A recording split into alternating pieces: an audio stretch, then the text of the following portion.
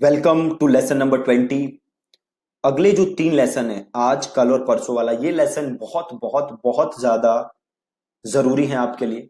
इन 3 lessons में आपसे बात करूंगा अबाउट फेसबुक ऑडियंसेस।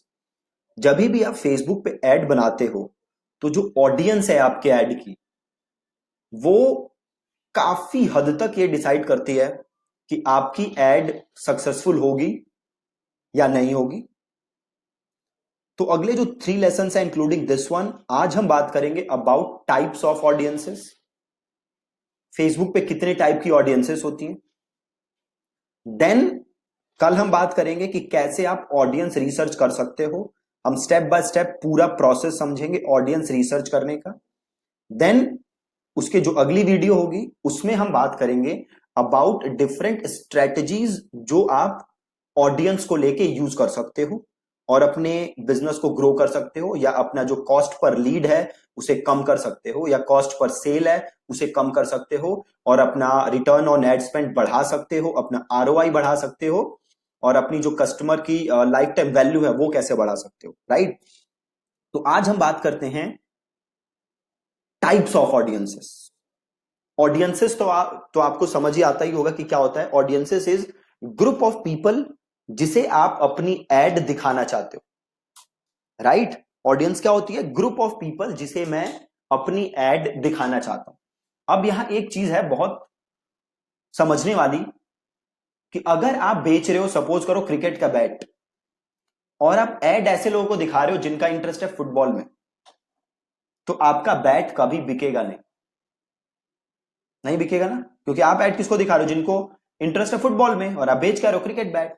सो ये जरूरी है कि आप ऐसे लोगों को ढूंढो जिनका इंटरेस्ट हो क्रिकेट बैट में। ठीक है। तो इसके लिए हमें क्या करना पड़ेगा? हमें ऑडियंस बनानी पड़ेगी। और फेसबुक में बेसिकली 3 टाइप्स ऑफ ऑडियंसेस होते हैं। 3 types of audience.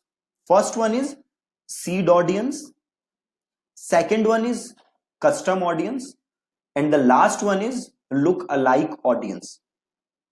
Right. Seed, then custom, then look alike.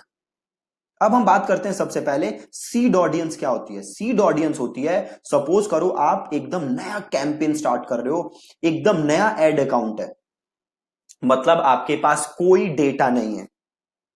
कोई डेटा नहीं है आपके पास, कोई कस्टम ऑडियंस नहीं है, कोई ईमेल एड्रेस नहीं है, कुछ नहीं है। तो आप क्या बनाओगे? Seed audience.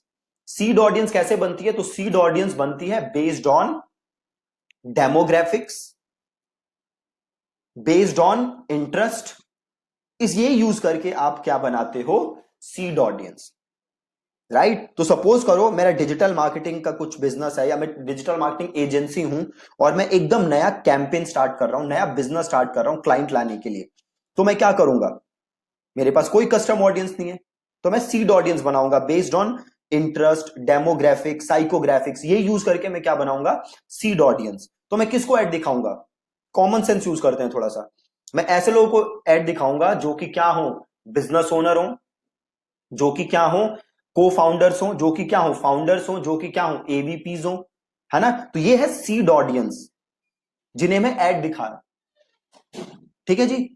उसके बाद क्या आता है? Custom audience. सपोज करो आपने पहला कैंपेन बनाया और ये कैंपेन 10 लाख लोगों तक पहुंचा। देन आप क्या यूज कर सकते हो नेक्स्ट स्टेप में? Custom audience.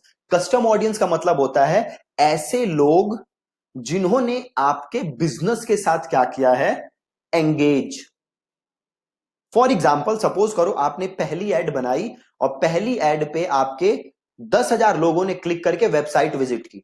अब आप एड दिखाना चाहते हो इन 10,000 लोगों को, तो इन 10,000 लोगों को हम क्या कहेंगे? Custom audience. या सपोज करो आपने पहली एड बनाई और उसे 2,000 लोगों ने लाइक शेयर किया। आप एड दिखाना चाहते हो इन 2,000 लोगों को, तो इन्हें हम क्या कहेंगे? Custom audience. सपोज करो आपने पहली एड बनाई और उस एड को 1,000 लोगों ने क्लिक करके आपके वेबसाइट पे जाके ऐड टू कार्ट किया, बट परचेज नहीं किया। अब आप इन 1,000 लोगों को ऐड दिखाना चाहते हो, तो हम इन्हें कहेंगे क्या? Custom audience. सपोज करो आपने पहली एड बनाई, 3,000 लोगों ने ऐड पे क्लिक किया और आपकी वेबसाइट पे गए, और उन 3,000 में से 500 लोगों ने आपके वेबसाइट पे एक बटन था, उस बटन को क्लिक किया। अब आप इन 500 लोगों को ऐड दिखाना चाहते हो, तो ये 500 लोग क्या है? Custom audience. मतलब ऐसी ऑडियंस जिसने आपके बिजनेस के साथ एंगेज किया है इन द पास्ट, उसे हम कहते हैं कस्टम ऑडियंस। सपोज करो आपके पास 10,000 लोगों की ईमेल लिस्ट है और आप इन 10,000 लोगों को ऐड दिखाना चाहते हो, तो इन 10,000 लोगों को हम क्या कहेंगे? Custom audience.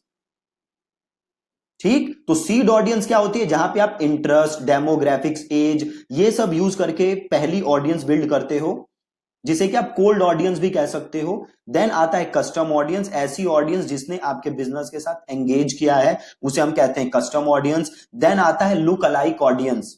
अब लुक अलाइक ऑडियंस क्या होता है? ध्यान से समझो। सपोज करो आपके पास, आपके वेबसाइट पे जाके 1,000 लोगों ने प्रोडक्ट खरीदा, राइट? अब आप क्या चाहते हो?